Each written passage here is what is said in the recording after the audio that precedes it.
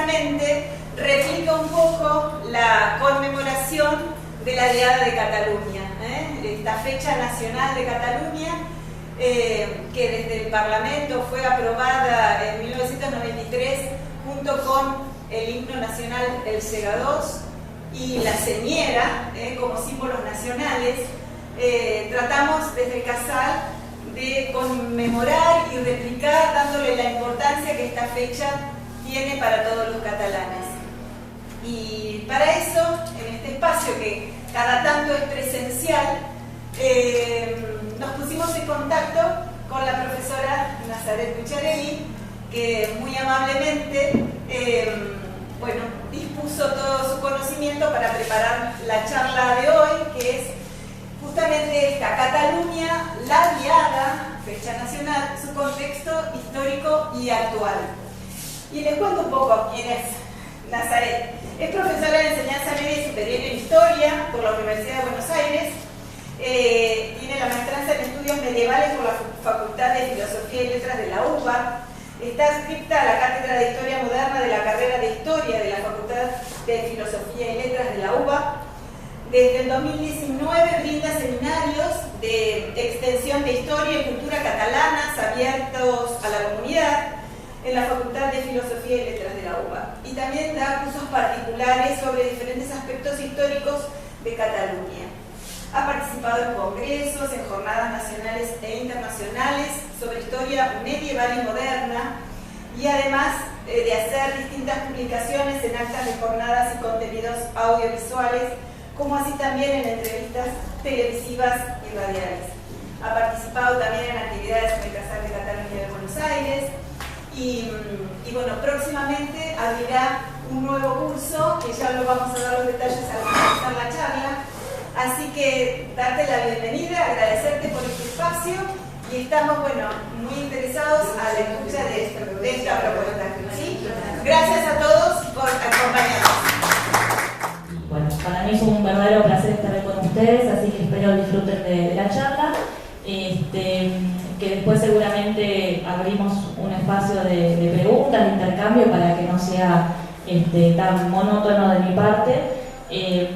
Pero bueno, hemos presentado algunas imágenes o algunas cosas para ir reforzando lo que vamos diciendo en el día de hoy. Así que vamos a comenzar, ¿no? Primero que nada, entender qué es lo que nos está reuniendo hoy acá a todos.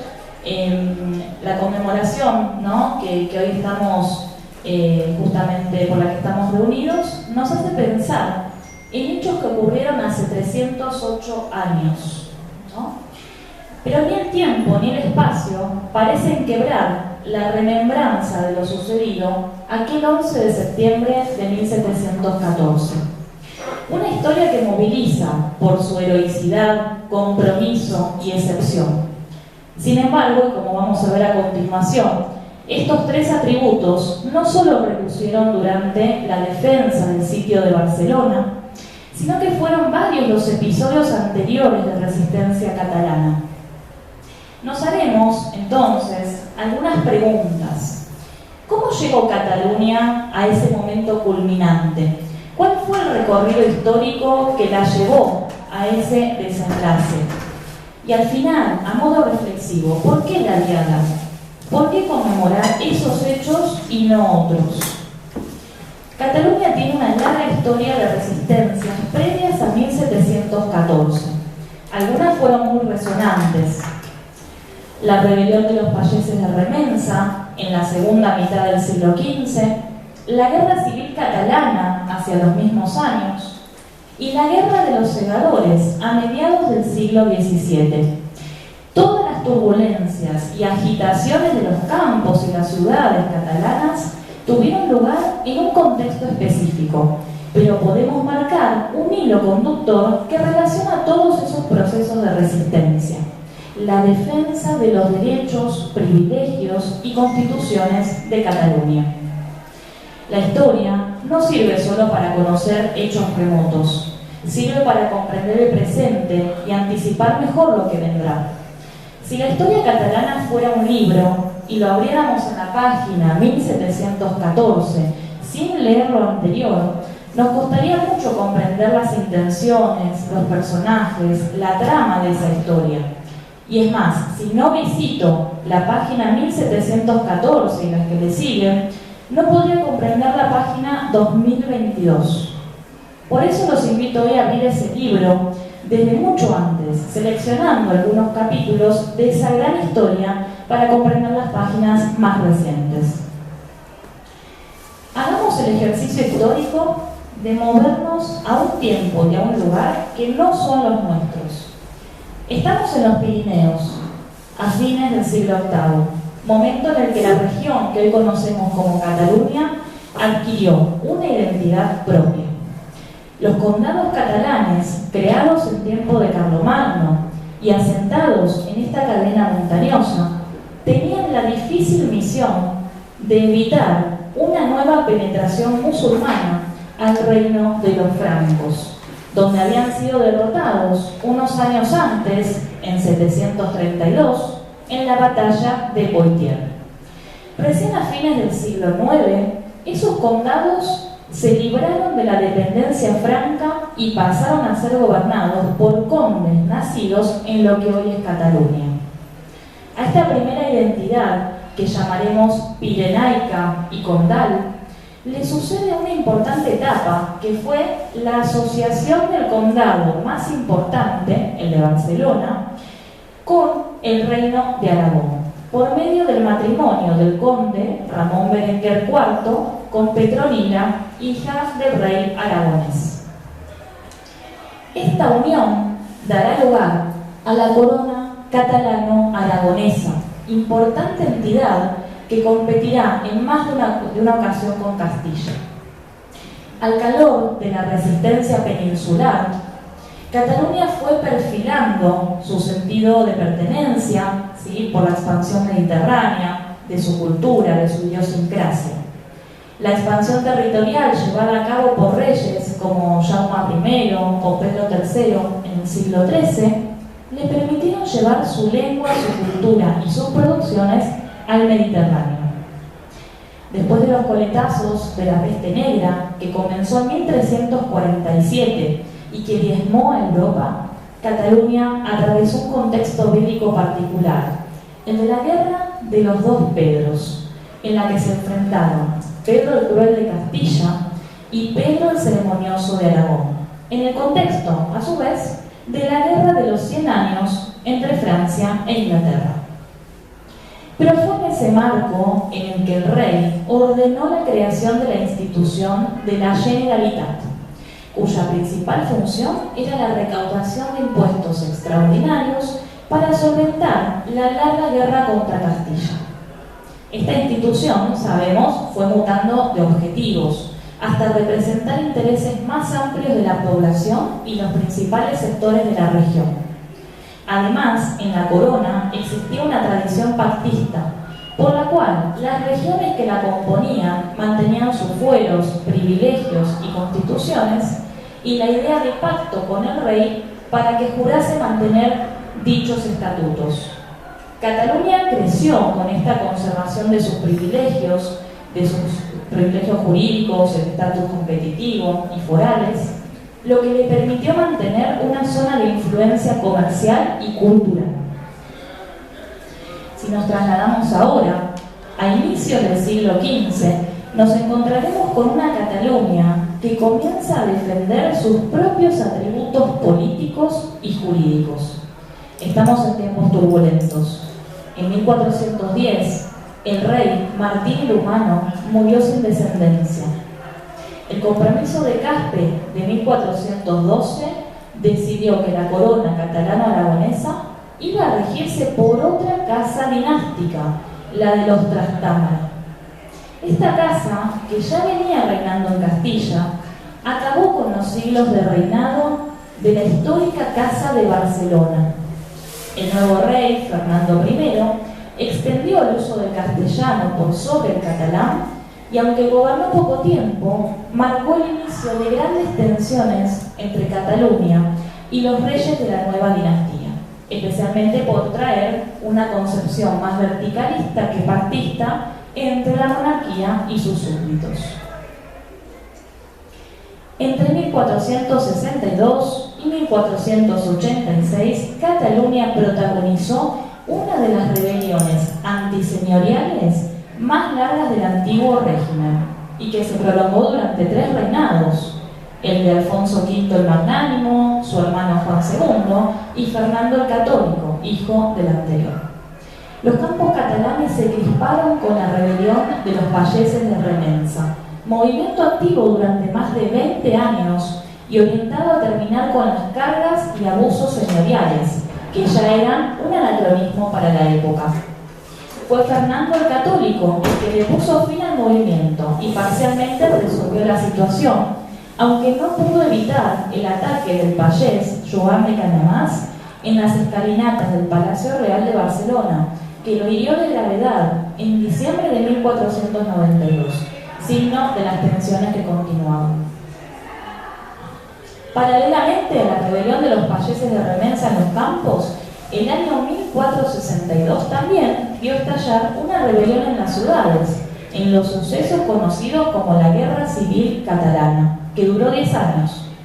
Esta vez, las burguesías de Cataluña se sumaron a defender al príncipe Carlos de Viana frente a su padre, el rey de Aragón, Juan II. Crearon una superdiputación, el Consell del Principat, para pedir por la liberación del príncipe, que había sido encarcelado por su propio padre. También se animaron a prohibir que el rey entrara a Cataluña sin autorización de esa nueva institución.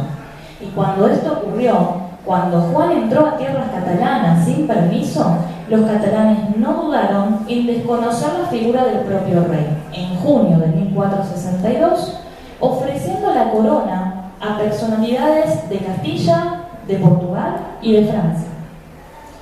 Semejante rechazo a la autoridad regia y defensa del propio territorio dio lugar a la declaración de guerra del rey Juan contra sus propios súbditos, lo que llevó a una larga guerra que culminó con la caída de Barcelona en 1472, como si fuera un funesto anticipo de lo que vendría 3 siglos después. Si avanzamos al siglo XVI, asistiremos a la finalización del reinado de los reyes católicos, el reinado de su nieto Carlos I y un contexto conflictivo e interesante. Basta con que mencionemos la Reforma Protestante, con la eclosión de las ideas reformistas que el cristianismo venía acumulando desde el Medioevo y que fueron transportadas exitosamente por el monje agustino Martín Lutero, las guerras de religión, el Concilio de Trento y la Contrarreforma. España había logrado evitar la penetración de las ideas protestantes casi del todo, pero el proceso inquisitorial contra algunos luteranos en Barcelona a mediados del siglo demuestra la expansión de los movimientos reformadores.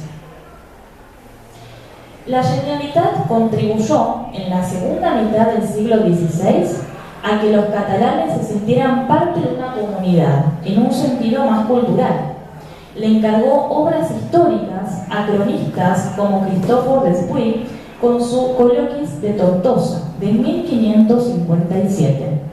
Decía Despuig en su Col·loquis: no digo que la castellana no sea una lengua gentil y también confieso que es necesario que la sepan las personas principales, dado que es la lengua española que en toda Europa se conoce, pero condeno y repruebo el hablarla ordinariamente entre nosotros, pues de ello podría seguirse que poco a poco se arrancara de raíz a la patria, de modo que ésta pudiera parecer conquistada por los castellanos. Con estos antecedentes a cuestas, y si saltamos un poco en el tiempo, nuestra visita por el siglo XVII nos conducirá a otro periodo de conflicto, en concreto 19 años de guerra entre la Generalitat y el rey Felipe IV, y especialmente contra su valido, don Gaspar de Guzmán, conocido como el conde duque de Olivares. Esta vez un proyecto monárquico, la Unión de Armas de 1626, parecía ser el detonante. Esta propuesta buscaba conseguirle a España un ejército permanente, salido de todas las dependencias imperiales que la monarquía poseía.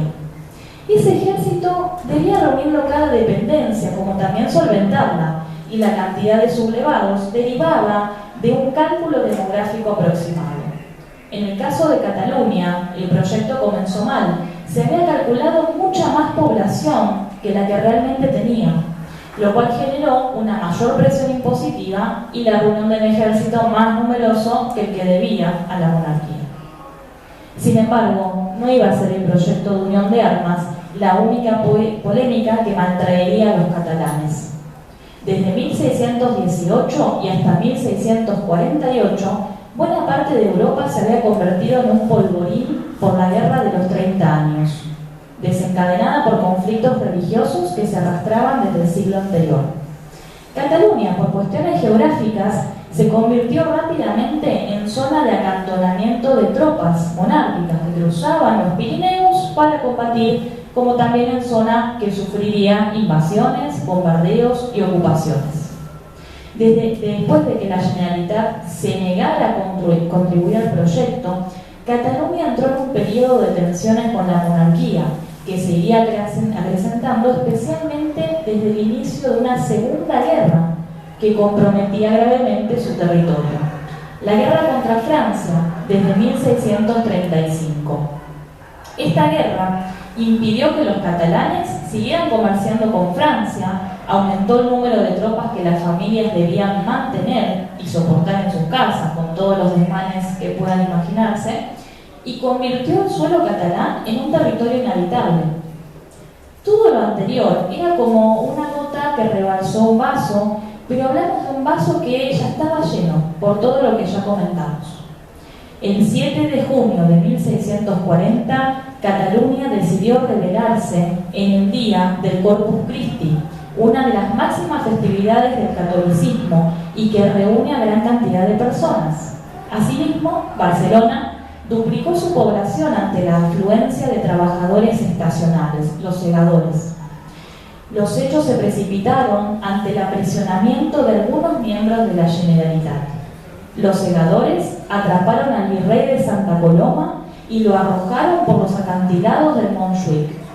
Pronto, todas las crispaciones sociales confluyeron en un solo levantamiento, que tenía lugar no solo por los hechos inmediatos, sino por toda esta sumatoria de tensiones latentes desde hacía tanto tiempo. La rebelión se convirtió en una guerra abierta contra la monarquía, a tal punto que el presidente de la Generalitat, Pau Claris, se reunió con los franceses en busca de apoyo militar y político.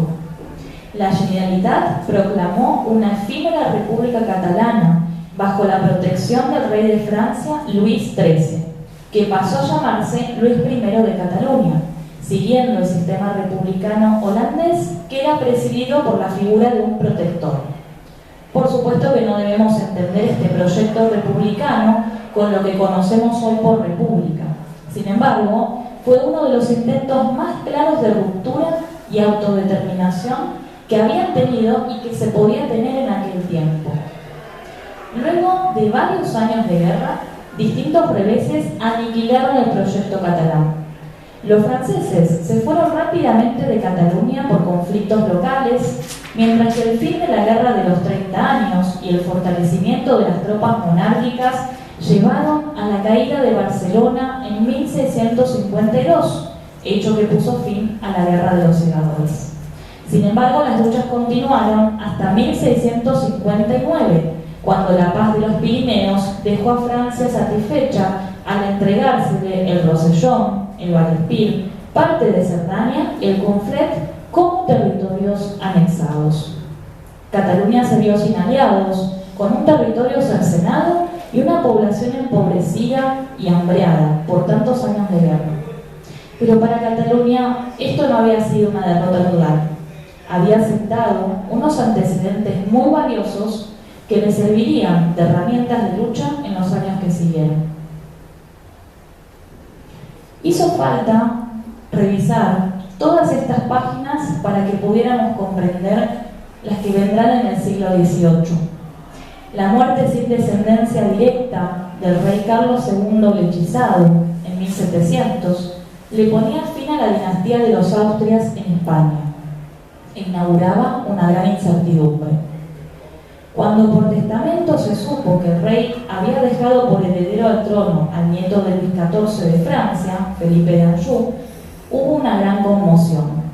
Por primera vez los Borbones ingresaban a España, fortaleciéndose en un eje franco-hispano que inquietaría a las otras potencias. Felipe fue coronado en 1701 como Felipe V de Castilla y IV de Aragón, siendo la última vez que se dividiría el nombre del rey según el reino, porque con él pronto se acabaría la monarquía compuesta y se daría lugar a una monarquía centralizada de corte absolutista. Como decíamos antes, las otras potencias no aceptaron a Felipe. Pronto, en 1702, Gran Bretaña organizó una coalición internacional, la Gran Alianza de la Haya, a la que se sumaron otros territorios y cuyo objetivo era deponer a Felipe y subir al trono a su propio candidato, Carlos, archiduque de Austria. Esto llevó a una guerra que duraría más de una década y que involucraría a muchos territorios, la Guerra de Sucesión Española. Cataluña no tuvo dudas en apoyar el bando austracista. Felipe, que aunque había rápidamente jurado los fueros catalanes y celebrado cortes en Barcelona al asumir, representaba, sin embargo, el desembarco del absolutismo en suelo español. Recordemos que era nieto de Luis XIV, el monarca considerado modelo de rey absoluto, que había instalado una forma de centralización monárquica que conllevaba acabar con cualquier tipo de prerrogativas, fueros, privilegios y constituciones propias. En Cataluña esto se presentía muy claro y el rechazo a Felipe caló hondo. En los años siguientes, en todas partes de la antigua corona catalano-aragonesa, se estaba peleando contra los borbónicos. Barcelona fue bombardeada varias veces, tanto por un bando como por el otro, para traerla para su lado.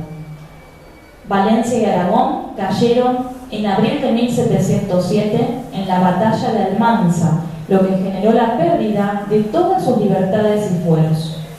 Felipe aplicó, por primera vez, aquello que tanto temían los catalanes, los decretos de nueva planta, que abolían los fueros locales y obligaban a introducir las leyes, la lengua y la organización castellanas.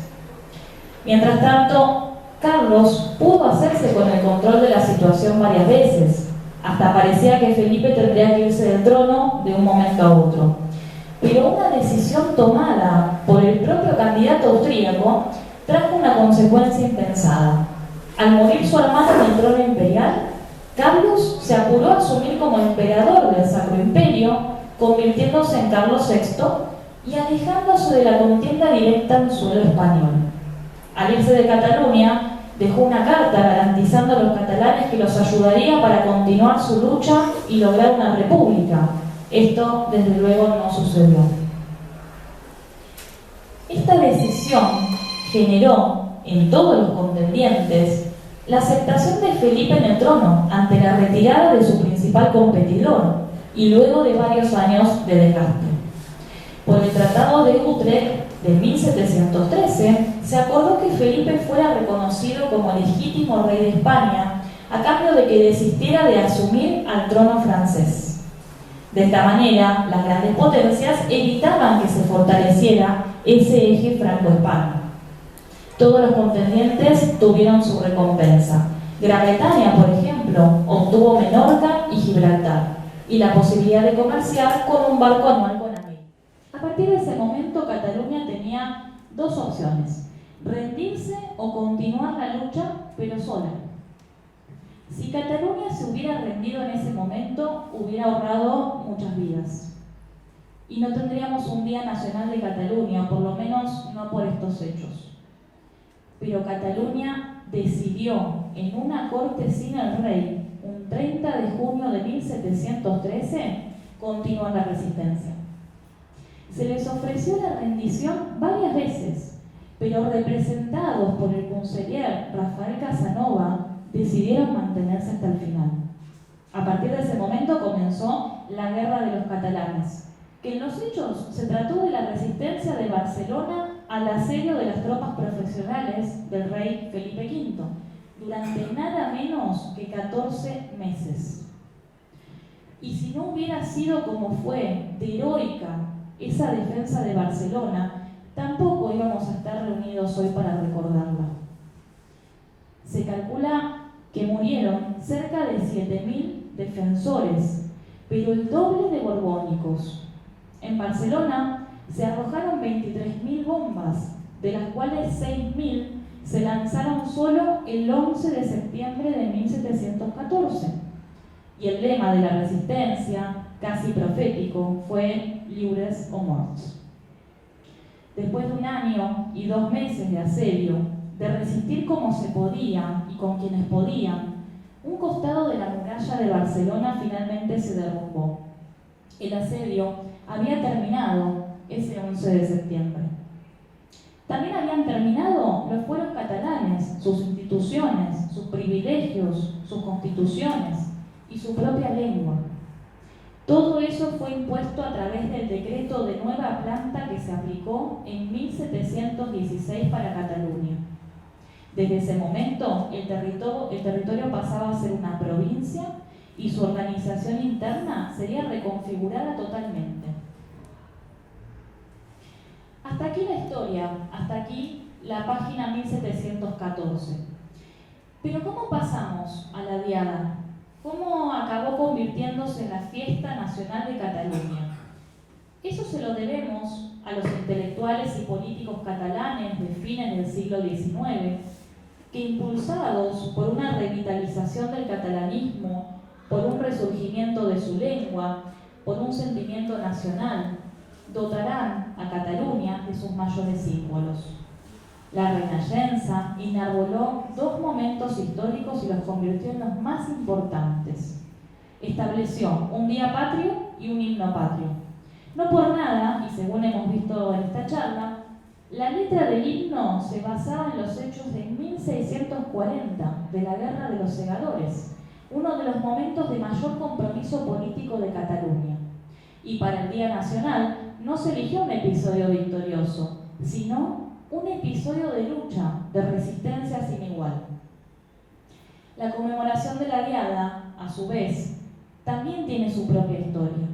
Pensemos sin más en los vaivenes políticos del siglo XX, en la dictadura de Primo de Rivera, en la conflictiva Segunda República, en la Guerra Civil, en la dictadura de Franco, en los problemas de la transición, en el artículo 155 de la Constitución Española y en tantos otros hechos y procesos en los que Cataluña se vio presionada o libre y en los que durante años se le impidió conmemorar. El Día de Cataluña podría haber sido cualquier otro día, pero se eligió 1714, una de las páginas más difíciles que le tocó escribir.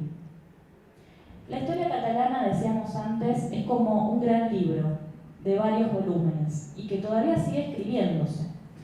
1714 representó un punto de llegada del ciclo de luchas en el antiguo régimen, pero también un punto de partida hacia otros desafíos. Visitar hechos que ocurrieron hace 308 años o del siglo VIII no es un ejercicio en vano. Nos mantiene atentos a lo que Cataluña ha escrito y a lo que continuará escribiendo hasta el día de hoy. Muchísimas gracias.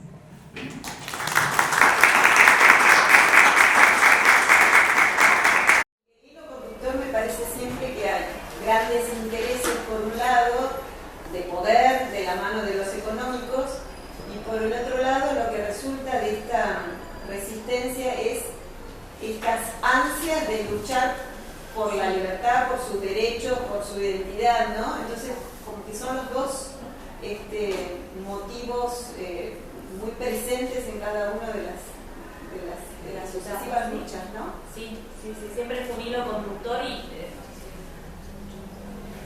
siempre fue un hilo conductor y generó siempre, por diversos motivos, mucha polémica, ¿no? Porque como veíamos en algunos hechos que van en contra de la monarquía en un momento, eso va generando esas tensiones, ¿no? Entre la centralización del Estado, el Estado moderno y Cataluña, ¿no? Pero empieza un poco en esta previa, ¿no? De hechos que se van sucediendo y que se van acumulando, ¿no? O sea, no por nada la diada es como una situación que no explota por algo digamos, tan cerquita en el tiempo. Evidentemente hay una sumatoria, ¿no? Una sumatoria que intentamos rastrear, aunque sea acotadamente, pero que se vea un poco más esta idea del largo tiempo, ¿no? De que no es algo cercano el conflicto. Como cuando hoy miramos a Cataluña, no tiene que ver con algo tan cercano en el tiempo. Evidentemente hay una sumatoria, ¿no? Que a veces se pierde y que no se rastrea, y que es la historia la que nos da las respuestas de esa lucha. Si lo vemos, está en la historia propia de Cataluña, ¿no? Pero cuando terminó la guerra, Franco nos prohibió nuestra lengua. Claro. Yo tuve que estudiar en castellano, pero seguimos hablando en catalán en mi casa, y las costumbres catalanas, que no molesta a nadie. Cada uno es como acá en Argentina, el tono que tienen los cordobeses. A mí me encanta. ¿Por qué tienen que prohibir la lengua natural de uno? Bueno, es muy interesante eso que dice, porque evidentemente la lengua entonces... Hasta mi nombre me prohibieron, porque me llamo Libertad. Libertad, por la libertad que tuvieron mis padres para poderse amar cuando se casaron. Y me prohibieron y me pusieron por la Iglesia María, que me encanta, pero ¿por qué Franco tuvo que prohibir el idioma catalán? ¿Por qué? Si somos trabajadores, somos gente honesta, trabajadora. Sí, la lengua es lo primero que atacó. Lo mismo hizo Primo de Rivera. Ni bien llegó al poder, o sea, Franco no es el que lo hace por primera vez. Ya Primo de Rivera, bueno, ya en la diada, en 1714, Felipe V dice... Pero Felipe V hay una particularidad, porque Felipe V prohíbe el catalán, que él lo sabía hablar, nunca habló en castellano y además era analfabeto. Era una costumbre, ¿no? De los Borbones. Era analfabeto, entendía el catalán, nunca habló castellano, y no se podía hablar en castellano en presencia de él. Lo primero que hizo es que sabía que tenía que atacar por interés la lengua. Porque eso te rompe, digamos, pero hay la unidad cultural. Es un sentido de pertenencia, claro, es el sentido de pertenencia clave de un pueblo. O sea, si no ataca la lengua, ataca todo, porque es como... Y encima atacarla y castellanizarla, como nos decía recién acá. Es que es un símbolo de la identidad. Que fue presidente de Cataluña. Yo no quiero que para ser español tenga que dejar de ser catalán.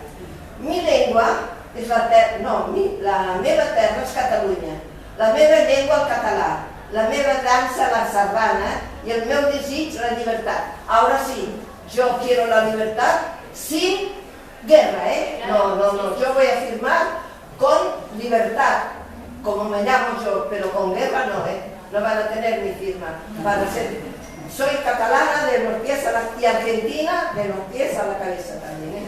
Sari, tengo una consulta, porque los catalanes siempre elegimos ir derecho a leer. A ver, más allá de lo político, había un gran problema con Cataluña, ya desde la época de los condados, y era la amplitud religiosa y el no acatar los mandatos vaticanos, no aceptar los obispos, ni los rabinatos. Es decir, los musulmanes, los judíos y los cristianos vivían en igualdad. De hecho, en las dos primeras cruzadas, las cruzadas al y las intraeuropeas, los catalanes fueron los que defendieron a los cátaros. Los cátaros que no tenían ejército, pero hubo nobles catalanes, hubo reyes catalanes que fueron cátaros, hubo el rey de Rosellón, que era catalán. ¿Por qué después se desdibuja esa función? Yo entiendo que hay una cosa, que es con la aparición de los Borgia, que eran Borja, que eran valencianos, que eran criados en Barcelona, y que habían comerciado por el Mediterráneo, se habían forrado de plata comerciando por el Mediterráneo en nombre de Cataluña, aplacaron la cosa y hubo como una efervescencia del catolicismo en Cataluña. ¿Pero ese fue el final de esa apertura? Muy buena la pregunta. Haciendo eso, lo primero que había comentado, ¿su nombre es Fernando? Haciendo un poco el raconto de lo que Fernando nos preguntaba. En el siglo XIII, que es donde él está marcando el problema con los cátaros, yo por eso dejé el mapa que hay un poco nuestro, ¿no? los condados catalanes se extendían más allá de los Pirineos, ¿no? Llegando a lo que hoy es Francia. Esos condados tienen una influencia muy fuerte del catarismo, que como sabemos es una, desde la ortodoxia, ¿no? Es una herejía, considerada una herejía. Entonces hay una persecución gravísima en ese territorio, en la ciudad de Albi, que se va extendiendo a los condes que estaban de ese lado. ¿Qué pasaba? Esos condes, que en principio estaban emparentados con la realeza de Aragón, ¿no? Del rey Pedro II, empiezan a ser perseguidos, diezmados, ¿no? Y hay una cruzada. Martí el humano que no dejó descendencia de acá. También. Y en el caso de Pedro II, que es de esta época, ahí le va a pasar que va a haber una cruzada antialbigense que justamente va a diezmar a esos nobles, ¿sí? De ascendencia catalano-aragonesa. Por lo tanto, hay una cruzada, ¿sí? Hay un rey que es Pedro II que decide defender a esos nobles y que muere en batalla, en la batalla de Muret de 1213. Entonces, hay conflictos religiosos del siglo XIII por lo menos, después hay muchos problemas más adelante cuando hablemos de la Reforma, por ejemplo, ¿no? Que decíamos que había sido un caso de, digamos, el caso de la monarquía hispánica había logrado frenar la penetración de la Reforma protestante durante mucho tiempo. Sin embargo, en los documentos encontramos a mediados del siglo XVI procesos inquisitoriales contra catalanes luteranos. O sea que los Pirineos siempre fueron una zona permeable, lejos de constituir una barrera geográfica como nos pareciera, ¿no?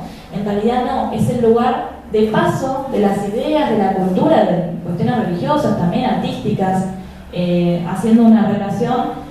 Cataluña es la primera que hace ingresar el arte, por ejemplo, el arte románico que venía de Francia, después el gótico. O sea, primero ingresa por Cataluña porque es la zona más permeable de los Pirineos. Entonces, es correcto lo que nos decía Fernando. Evidentemente en Cataluña hay ciertas tradiciones de resistencia que no son solo políticas, también en algunos casos mencionados, también religiosas, ¿no? Y que podemos seguir nombrando algunos casos, pero sí. El caso de Andorra, que están los Pirineos, creo que el sistema de poder es el obispo el que tiene el primer mandatario, ¿no? Exacto. Será una historia que va por otro camino. Sí, va por otro camino, pero está interesante porque está justamente en la zona que estamos nombrando de influencia. Exactamente. Sí, tiene otro sistema. Sí. Claro. Y la lengua oficial es el catalán, es el único territorio que tiene como única lengua oficial el catalán. Sí, en La Paz. Claro. En La Paz de Utrecht, en realidad, que no se firma en Utrecht, se firma en Sant Julià, en Andorra. No la habían podido firmar en Utrecht, la trasladan y la firman en Andorra. Y el obispo, que era el único obispo reconocido que había podido entrar en funciones en toda Cataluña, le dan como premio mantenerle el principado que le habían sacado a los Llull, ¿no? La familia de Ramón Llull. Eran de Mallorca. Sí, eran mallorquín. Le dejan el principado. Sin embargo, después los obispos se portaron siempre muy bien con Cataluña, porque siempre fue el lugar de refugio de los catalanes y siempre respetaron y no tocaron Andorra. Hasta la guerra civil. Sí, La guerra civil. todos vivieron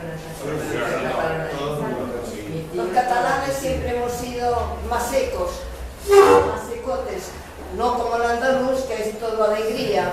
Pero lo lindo, que fueron muchos andaluces a Cataluña a buscar trabajo y se unieron. Y tú sabes los hijos que salieron de allí, trabajadores y alegres. Sí, porque nos consideran a los catalanes que somos medio secos, medio...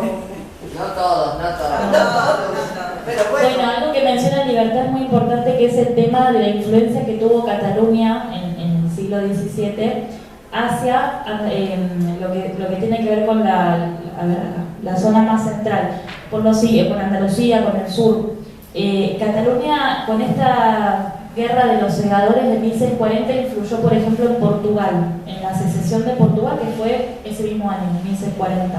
De hecho, entre Portugal y Cataluña hubo mucha mancomunidad, mucha relación, pasándose recursos para poder llevar adelante la separación de Portugal.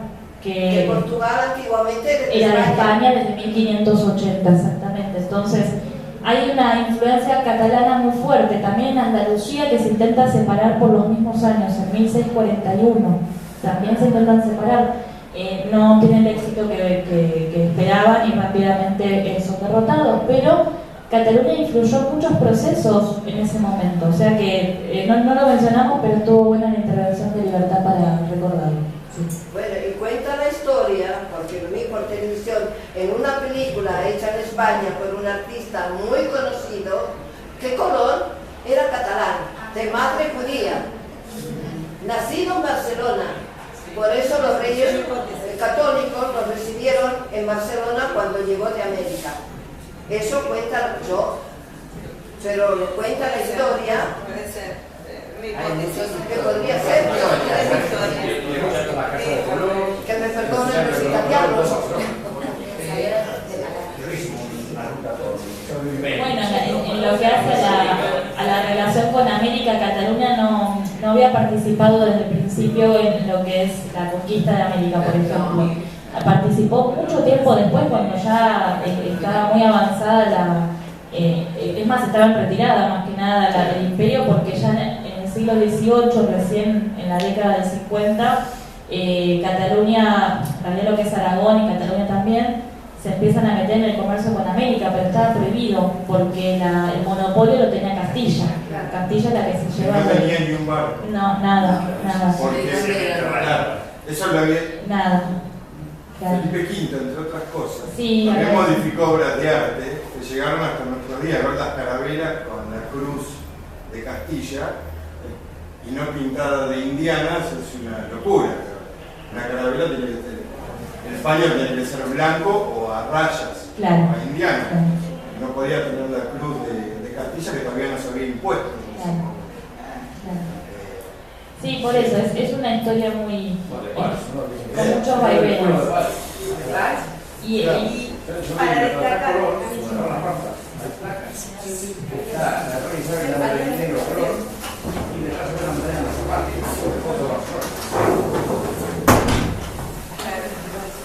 No, digo, la importancia además también de los catalanes que vinieron para América en el siglo XIX, cómo vinieron con ese espíritu de lucha por los derechos, de hecho, se involucran en todo nuestro territorio, lo que fue la Revolución de Mayo y lo demás, ¿no? sí, mucha participación en... Lo mismo en el resto de América, los que fueron para México. Bueno, pero como dice Nazaret, no podían venir acá e integrarse, por ejemplo, como comerciantes. Claro. Tenían que venir como militares, profesores, o como venían la mayoría del Río de la Plata, era que hacían un pequeño curso de, ¿cómo llaman los barcos? Los de prácticos de barcos, sí. Como así vinieron los Mateos, claro, exactamente. O venían como profesores de piano, Sí, como, sí, es verdad. Y porque todo no lo que... podían venir a comerciar, venían Claro.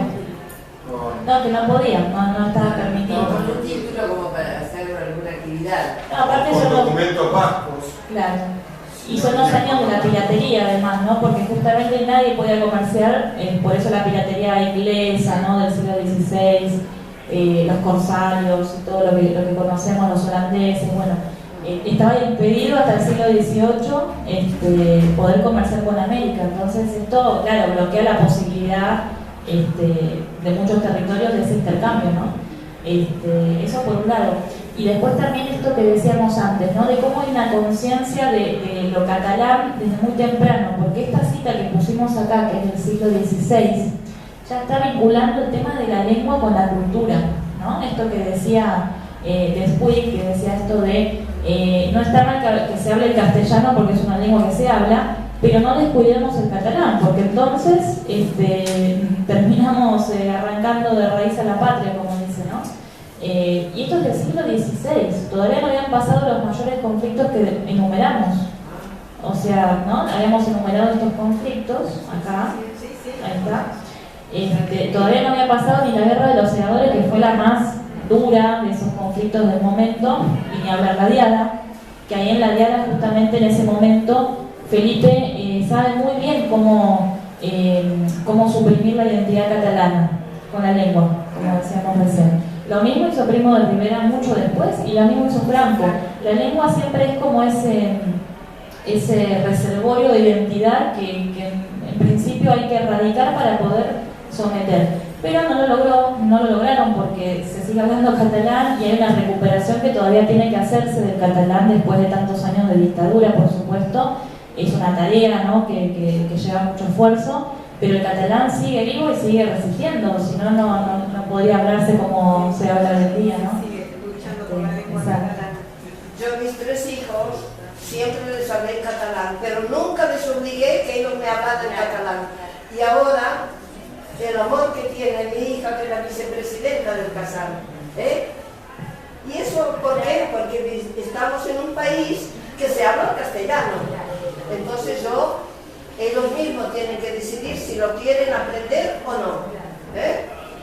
Pero lo aman. Y yo amo este país. María y Rosita son el corazón del CASAL. Que todavía siguen marcando, que por mucho tiempo más que les he dado mucho, les he dado 3 hijos, 9 nietos. Ese es un aplauso,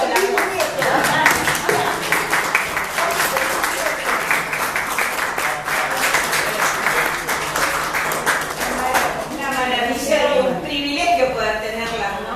Porque la memoria que tienen, cómo traen a colación sus historias de vida y estas cuestiones históricas.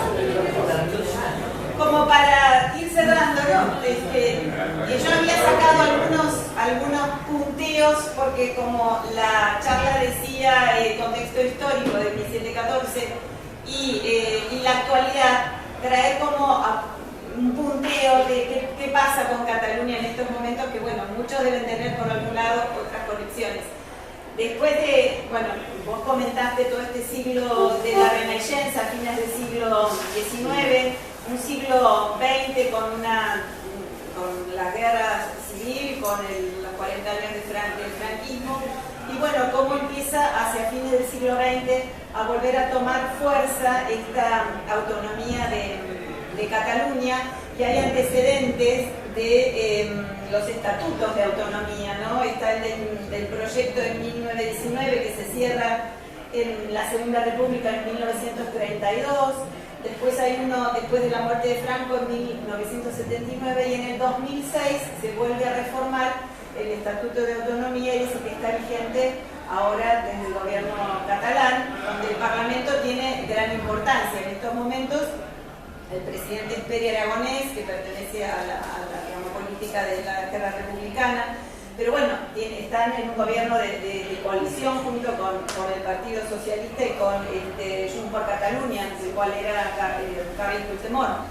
En estos momentos, y justamente en esta diada del 2022, se encuentra en un momento difícil de política porque no hay una clara respuesta de los diferentes partidos independentistas para cómo seguir adelante con esta intención de llegar a ser nación.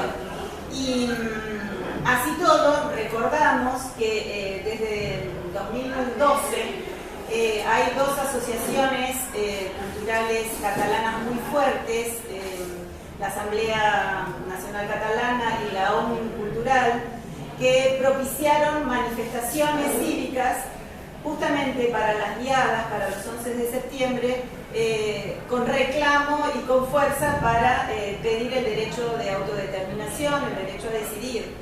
Y si recuerdan, desde el 2012, 2013, las grandes manifestaciones que llegaron a 1,5 millones de personas en la calle, creo que la del 2015 fue 400 kilómetros de cadena humana, todo por la señera. Y bueno, con este espíritu que llegó al punto clímax en el 2017, cuando, a pesar de que el gobierno central prohibía el referéndum, se realiza igual, ¿no? El 1 de octubre. ¿Vos estabas el 1 de octubre allí? ¿Querés contar tu experiencia? No, voté en un pueblo pequeño que está a 30 kilómetros al norte de Barcelona, Arenys de Mar. ¿Dónde? Arenys de Mar. Arenys de Mar, porque Después venía la policía a sacar unas urnas, nos pusimos enfrente de... Yo voté en la biblioteca, cuidando que no entra la policía a sacar las urnas. Sí, nosotros estábamos ¿En Orange? No. nosotros Y entrábamos en Orange no se atrevieron a entrar, ¿eh? Entraron, venían por el de Moon y se quedaron ahí. Venían de San Celoni, hacia Orange. ¿Y pudiste poner tu voto en la urna? Bien. La papeleta tenía una sola pregunta que decía si estaban de acuerdo En hacer una consulta. en hacer una consulta, si estaban de acuerdo en que Cataluña fuera independiente. ¿Por sí o no? Había que poner sí o no. Pero no era para ser independiente, era hacer una consulta por si queríamos votar para ser independientes. Exacto. Y nosotros estábamos en el pueblo de Baba, en Flix, votamos en el ayuntamiento porque estábamos en el registro y teníamos el pasaporte. Y estaban los mozos de cuadra allí y era todo en código.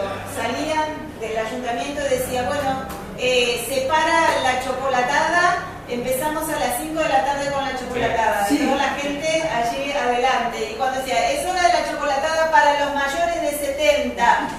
Y hacíamos, y era todo en código. Y finalmente votaron los mozos de cuadra, que eran catalanes, y los aplaudimos a rabiar, porque fueron muy valientes, ¿no es cierto?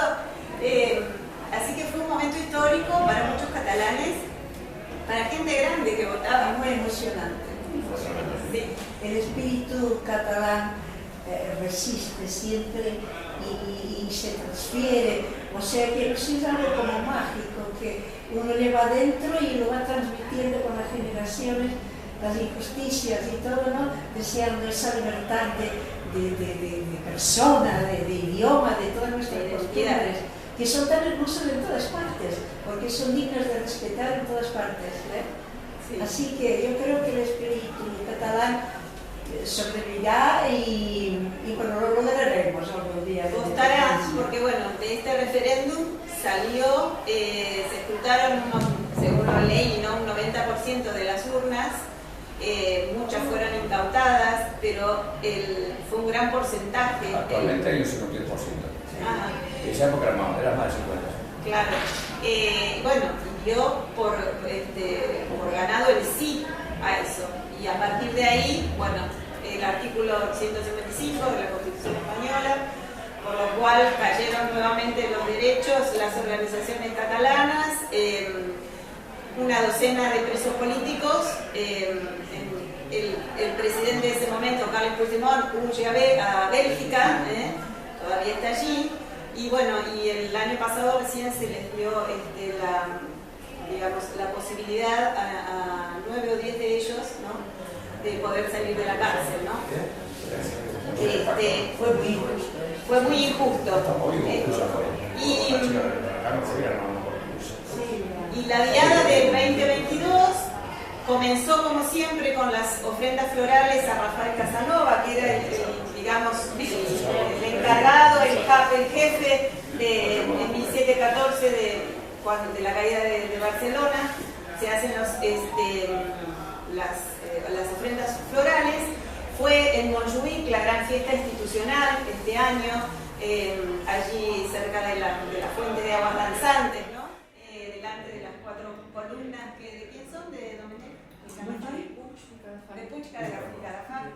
Allí fueron los actos institucionales y por otro lado, a las 17:14, como todas las convocatorias de la Asamblea Nacional Catalana y de Òmnium, comienza esta gran manifestación, que este año fue en el paralelo frente a la estación de Francia, con discursos de volveremos a intentarlo, y con un gran conflicto o irregularidades de los partidos políticos del Parlamento que no se ponen de acuerdo en cómo gestionar. Sí, desde la presidencia, por lo que he leído, hay una gran intención de ir obviamente por el diálogo y que sea desde la paz el poder llegar a lograr este deseo tan importante de un nuevo referéndum en libertad y en democracia para ver qué decide el pueblo catalán. Y creo que personalmente veo que todavía falta mucho tiempo más de andar este camino, pero el pueblo catalán está decisivo. Una pequeña reflexión. Tengo la sensación de que se abre un nuevo periodo la geopolítica mundial y específicamente en la geopolítica europea.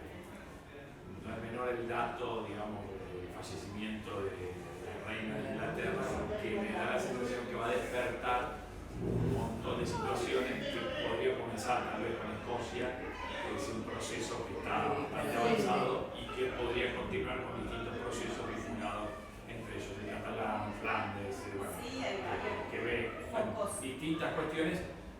Digo que pueden comenzar, como han comenzado un movimiento con el Commonwealth británico, diciendo, bueno, hasta acá llegamos, entonces en algunas cosas, y esto puede despertar de tratar la cuestión desde otro lugar. Lo digo esto porque uno lo va siguiendo, sabes que desde acá, desde la Facultad de Ciencias Jurídicas, nosotros hemos armado oportunamente con los chicos del Observatorio de Naciones y Estados y hemos un poco seguido en su momento todo ese bagaje de distintas situaciones, de distintas naciones y estados, y me da la sensación de que se abre un nuevo periodo, no sé si es corto o largo que yo, pero la geopolítica hoy y en el mundo está muy interconectada y la situación de Inglaterra va a generar movidas, cambios, no sé hacia dónde irá, sumado a toda una situación de conflictividad genérica, digamos, en gran parte del mundo y en Eurasia. Me da la sensación de que se va a abrir un periodo nuevo, no sé, no terminará, pero si tenés la fortaleza, digamos, política de cara y la convicción, como de hecho hay en Cataluña, en País Vasco, en distintas situaciones, creo que se va a dar una etapa, un periodo nuevo, me parece a mí. Nuevo tendrían que estar los políticos y la sociedad, alerta. Pero me da la sensación de que se abre una nueva etapa, sí, por lo menos distinta de los últimos 20 años. Y como para cerrar en esta manifestación, trajimos acá estas banderas, obviamente la Argentina que nos está dando el lugar aquí, la señera, que es la de las 4 barras, la que está, digamos, autorizada por el Parlamento, y la que no es oficial, pero que se ve circular muchísimo en estas fiestas, es la estelada, que es la bandera que tiene al estel, que es la estrella, que fue creada por un activista a principios del siglo XX, inspirado en la bandera de Cuba y la de Puerto Rico, justo cuando hicieron el procedimiento de emprendimiento, claro, con España, ¿no? Entonces ahí le pusieron el triangulito. Pero ya es la bandera oficial. Ya, no está firmada, sí, bueno, Fernando. no, pero ves hablando al presidente de la Generalitat y la bandera que tiene atrás de este lado. En todos los lugares dicen, no es la oficial, no es la oficial, pero están los balcones, está la gente, están las remeras. Pero en las instituciones oficiales también ya está. Claro, bueno, no está el papel firmado, ¿no? A lo que dice Javier hay que sumarle también una cosa. Que en la Unión Europea, que van der Leyen ahora, la amiga de Puigdemont, la que lo defendió cuando fue preso, observadora iba a ser la observadora en la elección definitiva en Cataluña, defensora de las pequeñas naciones, es un punto también. Ella había una contraposición muy grande con la Merkel por el tema, ¿no? Es un punto clave la Unión Europea para toda esta movida, es muy importante y todavía no nos han dado el visto. Que en Bruselas esté una defensora de Flandes y de Cataluña es El sueño de catalán no morirá nunca. Como dice el himno, Cataluña triunfar, tornará a ser rica y plena. Algún día. Sí. Ese es el himno con la letra del siglo XVII, ¿no? De esa rebelión de los payesos, De ¿no? los segadores. De los senadores, basado en ese Yo creo que el trabajo y el amor pueden llevar a muchos lugares. El trabajo y el amor. Sin esas dos cosas. Y en paz, libertad. Y en paz, ¿no es cierto? Si hay amor, es que hay paz. Claro. Así que, A mí me enseñaron así mis padres. así es, así es. Bueno, yo quiero agradecer muchísimo la presencia de todos para este momento tan rico y vuelvo a decir que nos da visibilidad a Cataluña, que se necesita tanto. Les cuento que recientemente, hace 10 días, nombraron al nuevo delegado de Cataluña, que ya no va a ser de Buenos Aires, sino del Consud. Justamente en este mismo horario se estaba presentando desde Affairs Exteriors y nos habían invitado a la presentación por Zoom, pero bueno, tuvimos que decir que estábamos en otra actividad. Pero bueno, va a ser también desde nuestros lugares, acá lejano de Cataluña, un punto de conexión interesante nuevamente para todos los que trabajamos por Cataluña desde aquí. ¿Pero vivirá en Buenos Aires? Sí, Jordi Vives. ¿Quién? Jordi Vives. Vives. Sí, es un catalán que viene de allá. Pero mucho más no lo sabemos porque hoy era la presentación oficial y bueno, ya después les contaré. Pilar Travería, que es el presidente de Casal, le va a ofrecer un recordatorio más, un agradecimiento